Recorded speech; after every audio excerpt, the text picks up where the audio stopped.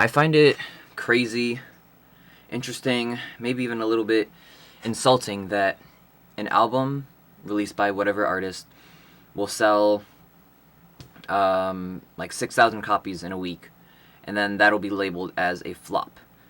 It's so crazy to me because like 6,000 is a big number. It would take you a good amount of time to count up to 6,000. You can't fit like 6,000 people in most rooms on this planet. I don't think there's no one in this world that like knows 6,000 people either. 6,000 copies sold is not like that's nothing to scoff at, I feel. And then I guess once again it's like these artists maybe like are on a national or global stage, and I'm comparing myself as an artist on a local, maybe regional stage if I'm being generous to myself. But it's like at my level, uh, my goodness, the things I would do to reach 6,000 copies sold of my album. First week, I wouldn't do everything, but I'd do a lot. But then I have this like thing in my brain where it's like, if 6,000 copies is a flop, then like, what the heck am I doing? My albums, I've released 2 albums so far. Those probably haven't even sold a combined total of 100 copies. And again, like I'm very early on in my career. I'm not like an old person. I mean, I've been doing music full time since 2021. I guess that's like 5 years now. But like, I'm basically a toddler in the age of being an artist like professionally. But still, it's very easy to compare yourself to the people at the top, who have been in the game for like over a decade at this point. And it's also very easy to be like, what am I doing with my life? What am I even trying to accomplish here? What is like, I'm questioning the validity of my journey here. And if anyone out there is an artist or just creates things in general, I'm sure you can relate to a lot of what I'm going to say here. But there'll be times where I'm like working on a song, working on a mix, and I'm just like banging my head against the wall, trying to like get this vocal to sit right. I mean, I remember this one time I recorded some vocals in a very, very poorly acoustically treated room, and so there was just like a bunch of echo coming through on the recording because again, the sound bounces off the walls and the microphone picks up those bounces.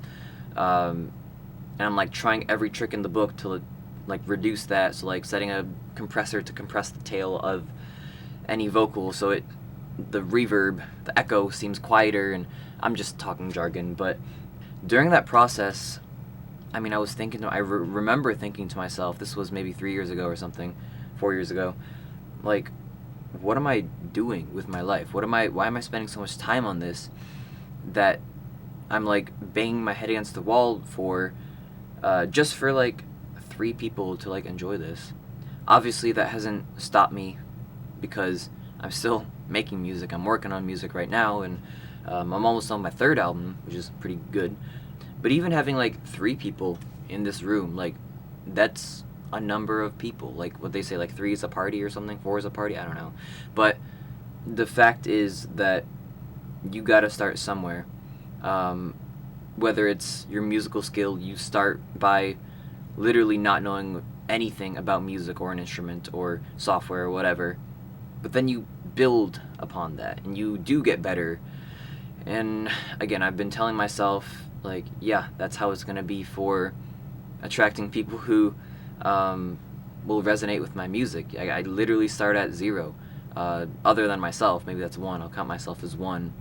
And the fact that I'm like being overlooked or ignored, I feel, that's honestly just made me push myself harder into, okay, well, now I need to figure out what was my shortcomings with this album. How can I improve upon it on the next album? And I mean, I plan to do that with this current album too. Like, what can I evolve upon? What can I improve upon? That being said, I think this new album is going to be really good. I mean, it is really good. Whatever, I'm talking about not that. To get back on track, I think that if I was making music for the money or attention or recognition, all of those things that like I do want. I'm not gonna pretend I don't want money or attention or recognition or whatever. But if I was making it solely for those reasons, I probably would have quit like years ago. So that tells me that there is something kind of deeper pushing me to create and keep going and climb the mountain, right? It's a mountain. This whole journey is climbing a mountain.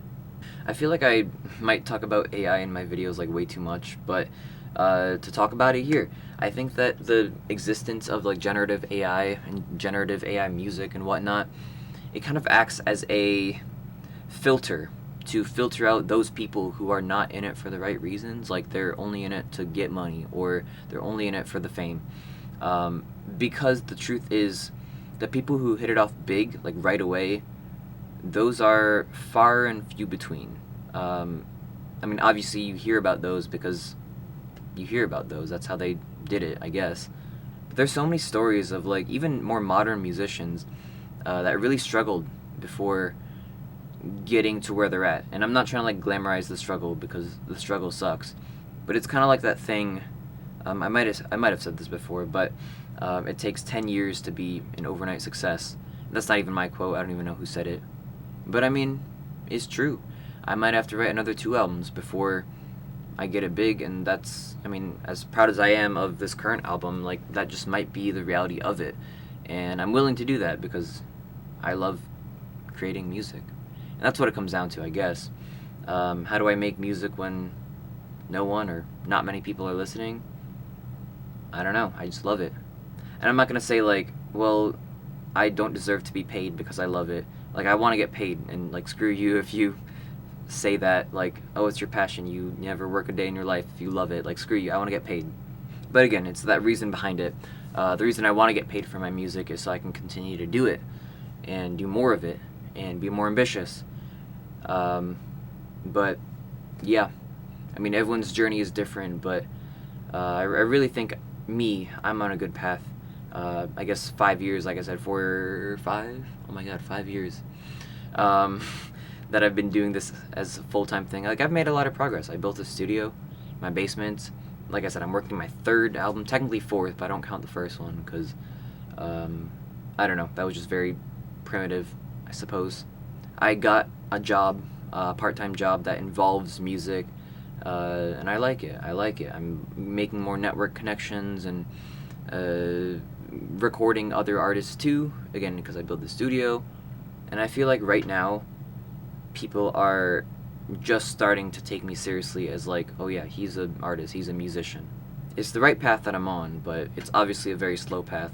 And even in a weird way, I don't even think I would want like a crazy overnight success story because really, I'm not ready for it. I just got t-shirts. I have to reorder them, but like I literally just got t-shirts like designed and printed and sold at some shows I've been playing. I'm still building the infrastructure that I need as an artist to have a larger platform. And that's okay. Again, it's like my journey. And I guess in my opinion, the reason why one-hit wonders are so like flash in the pan is because yes, they don't have that infrastructure to be bigger than their one lucky hit, I guess. Not to suggest they're like bad artists or bad musicians or whatever, but yeah, no, it's just like I said, keep saying, the infrastructure. I need to build that, and that's a tough thing to build, to really get it right too, because once it's built, you can't take it down and change it necessarily, and a lot of that is like self-discovery. So I guess I'll leave it at that. I've been yapping for a little bit. Cool, I'm out of here. Peace.